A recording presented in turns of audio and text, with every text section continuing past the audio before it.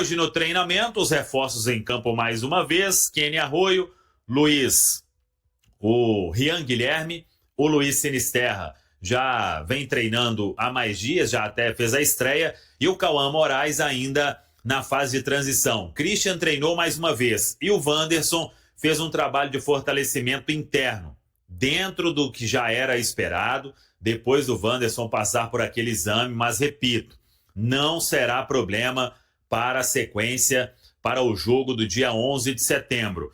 Muita gente tem perguntado sobre o Fagner, já entrando na reta final da recuperação, da fratura que ele teve naquela entrada do William Potker, naquele jogo diante do CRB.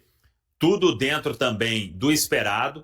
O Fagner não vai demorar a aparecer no campo. Quem sabe aí, no máximo, mais 2 semanas. Então, uma recuperação também muito positiva e o atleta já vem evoluindo para essa retomada e deve voltar aí a ficar à disposição quase que juntamente com o jovem Cauã Moraes, que já está na transição por causa de uma entorse que ele teve no Atlético Paranaense ainda, pela Série B do Campeonato Brasileiro. João Marcelo já treinando com bola há alguns dias, à disposição aí do técnico Leonardo Jardim. Claro que terá o João Marcelo um período importante de adaptação, porque tem que pegar confiança, né, até voltar a ser relacionado, mas os relatos que a gente tem sobre o atleta nesta volta aí são os melhores possíveis. Ele que se recuperou muito bem e um ótimo trabalho aí do Departamento de Saúde e Performance do Cruzeiro. Quanto a time, ainda tem muito tempo, mas o Leonardo Jardim vai ficar muito à vontade mesmo a partir da próxima semana. Hoje o time do Cruzeiro tem opções melhores para as beiradas, então acho que talvez o Cruzeiro tenha hoje uma mobilidade maior para poder dar uma mexida no time, né, em relação a essas duas competições. Talvez acho que o maior desafio vai ser realmente essa caçada a Palmeiras e Flamengo ali, porque eu acho que é uma coisa bem complicada de se fazer, se bem que os dois times, né, eles estão envolvidos na Copa Libertadores. Então, assim, se o Cruzeiro continuar numa levada positiva ali, junto a essas duas equipes, e dependendo do que acontecer com Palmeiras e Flamengo na Libertadores, talvez o Cruzeiro sobre aí para uma possibilidade de continuar brigando por algo maior dentro do Campeonato Brasileiro, né? Então vai depender muito desta sequência, mas acho que mesmo assim é uma disputa que é muito, muito complicada, né? O Lélio também pode falar muito bem, o Rafa, porque são dois times que têm uma capacidade de investimento, trouxeram nomes na janela aí, nomes de peso do futebol europeu, né? O Flamengo com o próprio Samuel Lino, contratado agora, convocado para a seleção brasileira. O Andrés Pereira está chegando aí também no Palmeiras. Então, assim, é uma disputa muito pesada que o Cruzeiro tem pela frente com essas duas equipes. Acredito que é o maior desafio mesmo, porque a motivação, acho que é uma motivação natural, o time está bem, o time está embalado, o time tem boas peças, tem boas condições, mas é uma disputa em determinado momento até desigual, né? A gente tem falado muito aí de fair play financeiro no futebol brasileiro, como que vai ficar. Não acredito em espanholização do futebol brasileiro, acho que estamos muito distantes disso acontecer. É uma realidade que a gente vê até nos próprios campeonatos, né? A gente não vê um time, a gente vê um futebol cíclico no Brasil, né? Vamos dizer assim, né? Uma hora o Flamengo consegue títulos, né? Uma hora o Cruzeiro vai lá, consegue quebrar a hegemonia, o Atlético até conseguiu isso também recentemente. Então acho que essa espanholização, acho que talvez não corra esse risco. Pode ter o risco realmente financeiro, né? Dessas equipes continuarem tendo muito mais capacidade de investimento. Mas talvez na bola, no campo, os resultados não sejam os mesmos, porque o Brasil tem uma situação muito diferente da Espanha, né? Trazendo para essa discussão também, se o Lélio puder falar alguma coisa também, porque eu acho que assim, o calendário do futebol brasileiro ele é muito brutal. E isso talvez impeça de termos uma equipe hegemônica no Brasil, porque o time tem que fazer escolhas. Vou abrir mão de uma Copa do Brasil ali para priorizar uma Libertadores, para priorizar um brasileiro. Então não tem como uma hegemonia ser estabelecida. Então acho que talvez não corra esse risco, mas é difícil brigar com essas duas equipes. Acho que isso é o que o Lélio votou também, que ele acha que é o mais difícil para o Cruzeiro, né? Agora, Dimara. Diga, querido. Não, deixa eu só falar uma coisa. Um abraço, Jojo. É o seguinte, aqui também, a gente ainda, por mais que tenha a previsão, né, e o calendário do ano que vem já preveja isso aí, de uma diminuição nas datas do campeonato estadual, cara, a Copa do Brasil, você também pode, de uma certa maneira, facilitar as coisas. Por exemplo, se fosse na Inglaterra, na Inglaterra, principalmente, né? Já era, o Atlético estava eliminado da Copa da Inglaterra. É um jogo só. Isso. Entendeu? Só na semifinal que tem 2 jogos e a final é disputada em um jogo.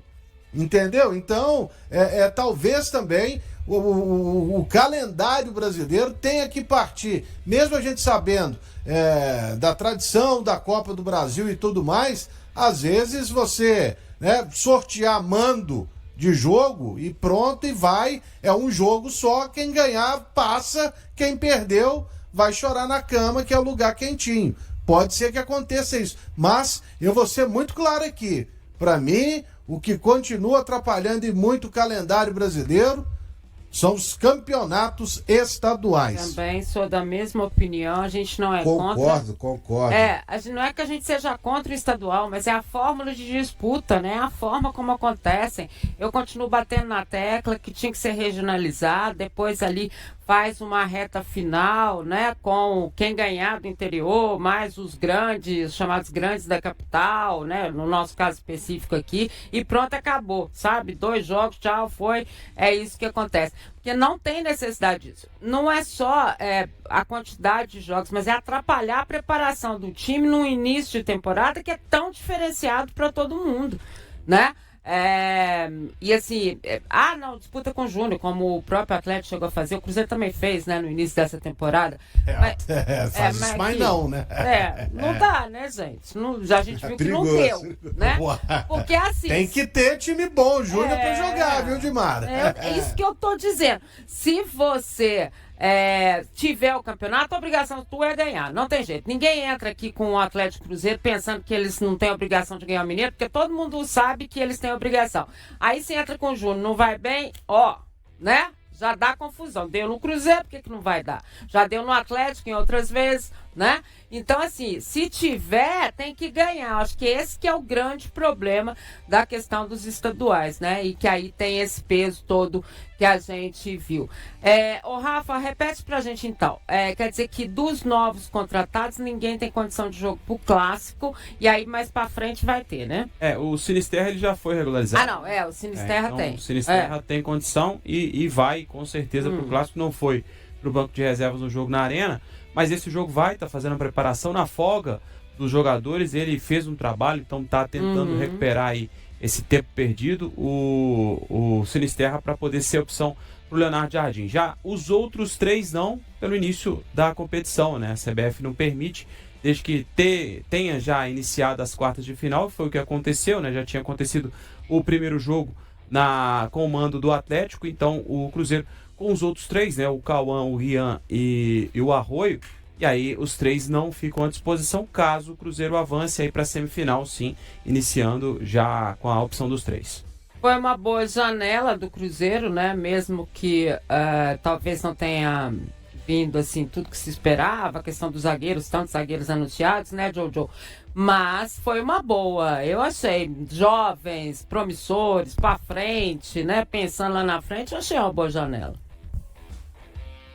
Sim, achei uma janela muito boa. A gente até reclamava, né, Tio? Eu até fiz coluna sobre isso, falando que quando é que o Cruzeiro contrataria, né? E aí o Pedrinho, né, trabalhando ali na surdina, às vezes no silêncio, com o próprio scout do Cruzeiro, né, o novo scout do Cruzeiro, conseguiu trazer nomes interessantes no mercado, né, nomes que, principalmente no futebol sul-americano, né, mapearam muito bem essa questão desses talentos da Colômbia, do Equador. Acho que tem que fazer isso mesmo, né? O futebol brasileiro, ele pode pincelar mais, pode pegar esses jogadores aí que estão no futebol aqui os nossos vizinhos, né? Acho que muitas vezes a gente perde alguns atletas, logicamente, porque a gente muitos times também não têm uma capacidade financeira tão grande para bater de frente como a MLS, sei lá, com um time da Turquia, do futebol inglês, mas de qualquer forma são talentos que precisam ser lapidados aqui no futebol brasileiro para que depois gerem uma possibilidade de retorno financeiro. E pode até passar na Europa, não tem problema.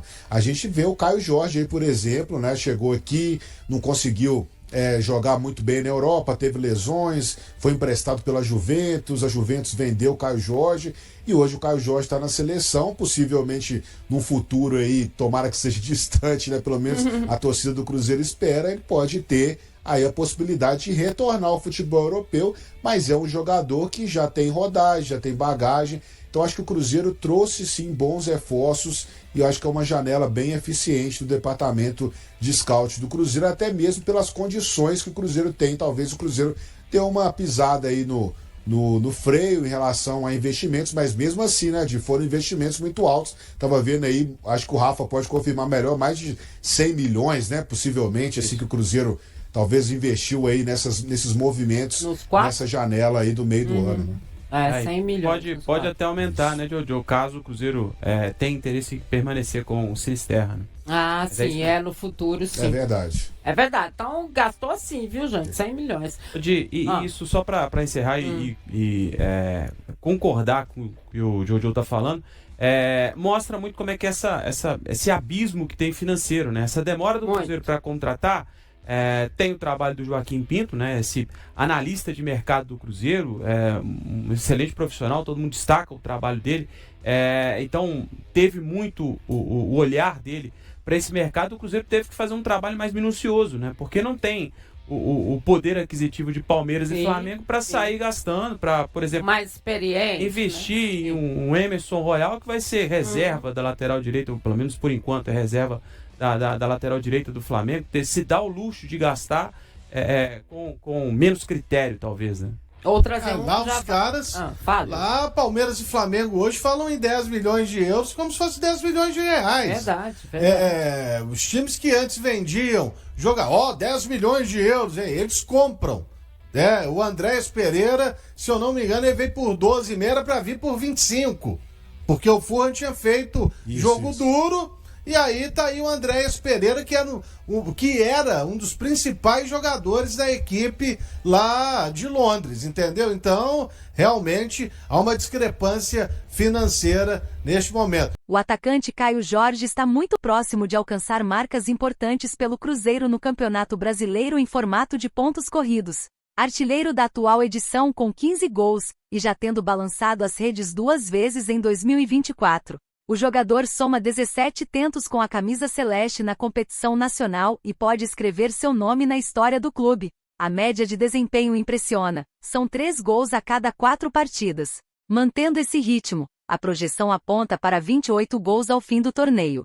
Caso consiga marcar mais 13 vezes nesta edição, Caio Jorge superará nomes de peso como Alex e Ricardo Goulart, entrando para o grupo dos 3 maiores goleadores do Cruzeiro no Brasileiro por pontos corridos. Nessa lista, ele só ficaria atrás de Wellington Paulista, autor de 33 gols, e de Fred, que lidera com 35. No momento, o atacante precisa de apenas 5 gols para igualar Marcelo Moreno, o 10º colocado entre os maiores artilheiros celestes na competição. E aí, galera, o que acharam? Deixem suas opiniões nos comentários. Não se esqueçam de deixar o like, se inscrever no canal e ativar o sininho para receber as notificações. Até mais, Nação Celeste! Vamos pra frente!